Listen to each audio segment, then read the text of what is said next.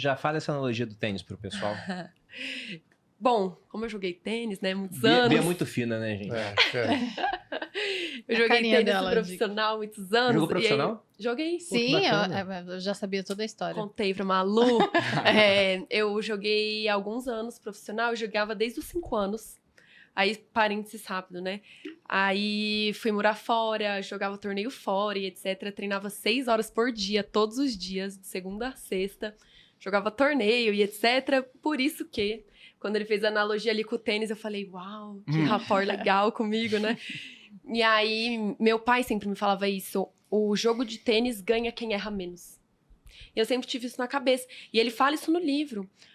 A analogia dos investimentos com o tênis é ganha quem erra menos. Então, não precisa ficar loucamente procurando o melhor ativo, a melhor ação, fazer um stock picking, etc. Só fuja dos ruins. Né? Tome uma posição mais defensiva. E é legal porque ele fala assim, em mercados altistas, né? no que tange a mercados elevados, muitas vezes você pode acabar ali, se você é uma pessoa mais conservadora, não batendo o lucro recorde. Mas isso nunca quebrou ninguém. Exato. Essa frase é genial. É assim, tá tudo bem você não... No mercado muito altista, todo mundo tá ganhando dinheiro. Sim. Mas assim, isso nunca quebrou ninguém se você não ganhar tanto. Agora, vamos falar dos ciclos. A gente fala dos mercados quando eles derretem, isso quebra muita gente. Então, assim, essa posição mais defensiva que ele fala ali do tênis, eu achei muito legal. E quando que você consegue tomar essa posição? Com second level thinking que ele fala. Eu uso muito a analogia, porque brasileiro futebol. Eu falo, você quer... Fábio é um cara mais do povo, você vê, né? Sou um cara do povo. Ele jogou tênis em Harvard. Você quer a seleção... Quais seleções são lembradas? 70, 82, entendeu? 98, que a gente ganhou muito bem. Então, em 94. Não, 98 a gente chegou na final. 98 e 2002. Pro futebol, você quer isso. Eu sou São Paulino, eu quero o São Paulo do Telê. Futebol lindo. Para investir, eu jogo com o Parreira. Eu quero Zinho, Mazinho, Mauro Silva, quero o Ronaldão. 5 zagueiros. Por quê? Porque quando você perde, você precisa ganhar muito mais para voltar pro zero. Sim. Então, só que a pessoa física, a gente tem... Eu tô há 15 turmas já com o Bruno no Viver de Renda, agora estou indo para a sexta do Viver do Exterior, eu falo, você não precisa do NVIDIA. Agora, você não pode ter uma Americanas. Exato. É isso. Entendeu? Exato. Só que é justamente o contrário. Você não tá na NVIDIA, não vai te quebrar, né? Exato. Tá tudo bem. Você não precisa bater o S&P. Agora, a hora que ele caiu 30, se você cair 18, você tá feito. Porque o seu caminho é mais curto para voltar a ganhar dinheiro, fazer dinheiro. E as pessoas não entendem isso. Porque acham que, mas eu vou ficar defensivo. Não, é a melhor coisa. Retranca total. Meio campo aquele, deixa um Romário lá na frente. E pronto. E as pessoas têm dificuldade de entender isso porque não conseguem olhar o todo do... Peraí, é verdade, porque se eu perco 5, eu tenho que render 6,5 para voltar para o zero. E o problema é que não consegue perder 5. Tem muita gente que fica na crise de 2008, as pessoas tiveram que vender as ações porque elas não tinham ali uma carteira mais balanceada, estruturada. Tava tudo na bolsa, a bolsa derreteu. Raríssimas são as pessoas que conseguem falar assim, não, tá tudo bem, deixa ali meu dinheiro e daqui a pouco volta. Eu vou dar um exemplo até mais atual. Em 2020, eu lembro que no YouTube eu fiz um vídeo que era por que... Olha só o título do vídeo. Por que não ter 100% em ações? Já que a ideia base... Foi que janeiro, fevereiro? Foi em 2019 isso. Final de janeiro. Já que a ideia base de muita gente era, não, 100% em ações. Por que eu vou ter Selic? Que a Selic estava em queda, né? Antes da pandemia, a gente fala da Selic em 2% da pandemia, mas estava em 4%. Saiu de 6 para 4,5, coisa assim. Então já estava muito baixa. E a bolsa de 2016 até 2019, ela estava subindo muito bem. Então a cabeça das pessoas entrando na bolsa agora era, não, eu vou comprar a bolsa. E aí era normal educadores financeiros fazerem um tipo de post assim, se a bolsa cair 50%, o que você fará?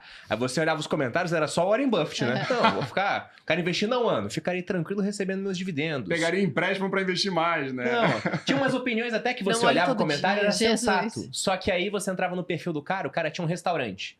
Aí vem a pandemia, o restaurante dele é obrigado a fechar. Ao mesmo tempo, a bolsa cai pra cacete. Então ele pode ter que ter vendido as ações para tentar socorrer o negócio. Porque ele não tinha esse equilíbrio na vida dele. Então, isso é muito mais grave do que o cara que fica na retranca.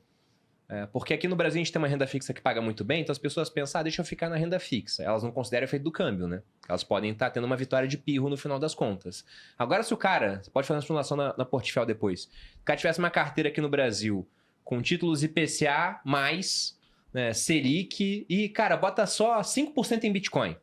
Provavelmente ele ganharia de todos os índices aqui do Brasil fazendo isso. Sendo que ele teria muito risco mesmo numa ponta bem pequena da carteira, o que o Taleb chama de estratégia barbell. Muito conservador numa ponta maior e muito agressivo numa ponta menor. A pior hipótese é o Bitcoin deixar de existir, não sei como, mas não é porque eu não sei que não pode acontecer. Perderia 5%. Em 6 meses ela recuperou isso com renda fixa. E isso dá pra gente entender por que falam que mulheres investem melhor. Porque eu acho que o homem é mais arrojado. O homem fala, não, eu posso, eu vou lá, vou arriscar um pouquinho mais. Chama e a mulher fica... então, mesmo. A mulher não tem, né? Então a gente não tem, então a gente fica mais... mais baixinho. A gente é mais conservador do que um homem que geralmente é mais arrojado, quer arriscar, quer, não, eu sei, eu vou ganhar, eu vou conseguir eu tenho uma tudo. história sobre isso que ela ilustra bem a diferença entre homem e mulher na hora de tomar risco.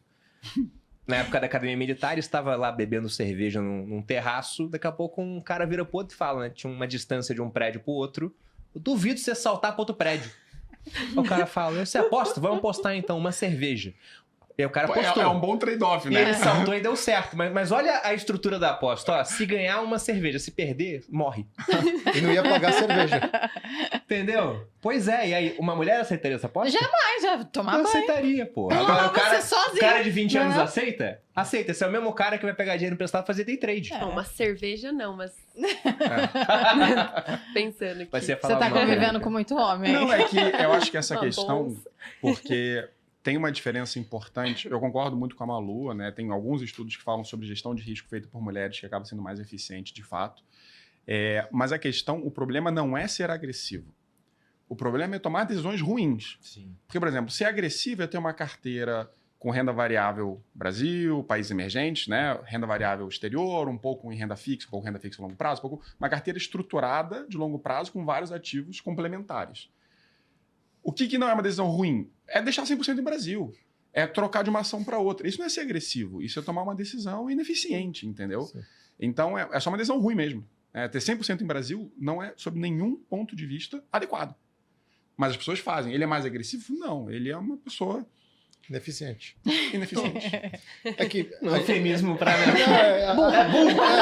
É que a gente teria que entrar numa discussão um passo atrás de tudo isso, que é a pessoa precisa saber investir, e não no que investir, mas saber o princípio de investir, que é o mesmo caso, até usando o que ela falou no começo.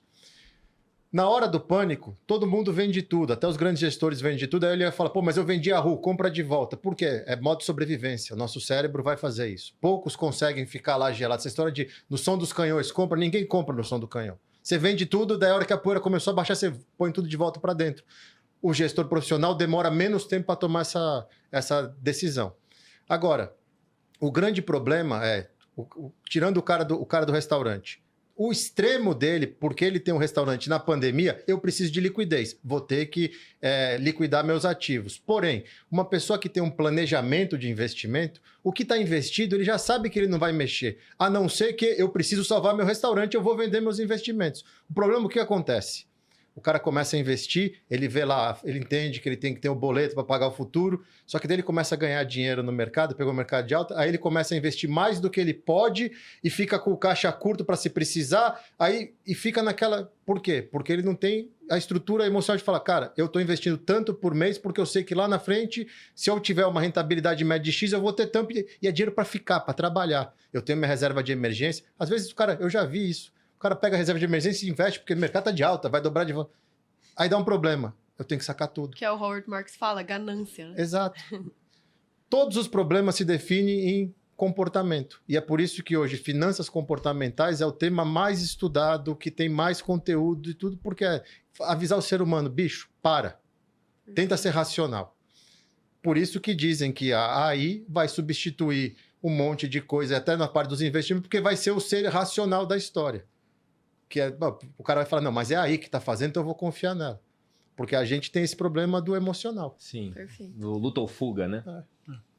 O comportamento humano, isso é muito interessante, porque a tecnologia evolui, mas a gente não muda muito, né, cara? Se você pega em termos de comportamento, o ser humano ele é basicamente o que era na Revolução Agrícola, 10 mil anos. A gente não mudou quase nada nesse período. E o que você falou dessa parte comportamental é muito interessante, porque do ponto de vista técnico, depois de um certo ponto, tá todo mundo meio nivelado. Todo mundo entende dinâmica macro. O cara sabe, o juro subiu, pelo livro-texto que a gente espera ativo de risco caindo.